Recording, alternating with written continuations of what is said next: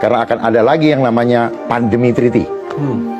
Ya, saya baru pulang dari rapat diskusi mengenai WHO pandemi treaty. Itu yang lagi rame di media Ya, sosial. karena banyak yang tidak sadar. Banyak yang tidak sadar dan nanti akan mengkebiri kewenangan dari parlemen maupun eksekutif. Karena ketika WHO pandemi treaty itu ditandatangani pada akhir bulan ini, maka itu menjadi hukum. 30 hari kemudian menjadi hukum di negara tersebut. Ini adalah cara agenda asing yang terselubung untuk mengambil alih kedaulatan negara, sekaligus mengancam keselamatan rakyat. Dan mereka menggunakan isu COVID-19 yang lalu sebagai alasan kenapa kita harus mengadakan perjanjian treaty yang harus disepakati oleh seluruh dunia. Akan berpotensi ada pemaksaan penggunaan vaksin lagi. Manakala kita tidak mau, maka kita akan dikenakan pasal 446, 500 juta. Ya, jadi ini adalah cara mengambil kedaulatan negara tanpa kekuatan militer. Hanya dengan peraturan kesehatan. Ujung-ujungnya apa?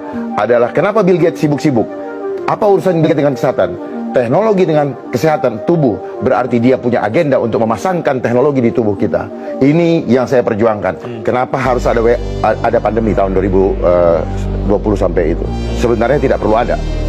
Ya, karena saya paham betul bagaimana mereka menyajikan data. Hanya menyajikan gambar terus diarsir terus disebutkan. Ya, enggak, biar Bapak paham dulu. Mau cari yang benar apa hanya sekedar acara? Ya, saya bisa challenge. Jadi stop uangnya, jangan siksa Jakarta. Kalau Bapak tadi bilang UMKM hancur, kenapa? Memang dihancurin kok. Alasannya salus populi suprema lex esto, keselamatan rakyat adalah hukum tertinggi. Itu hanya iming-iming, Pak. Tetapi tujuannya jangan rakyat bisa hidup dengan layak.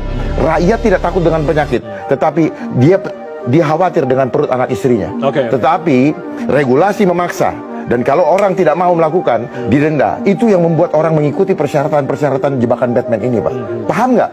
Bahwa persoalan yang akan terjadi ke depan sudah ada agendanya. Tahun 2025 akan dilaksanakan namanya apa? Sistem digital di seluruh aspek kehidupan, termasuk akan memasang chip di tubuh kita.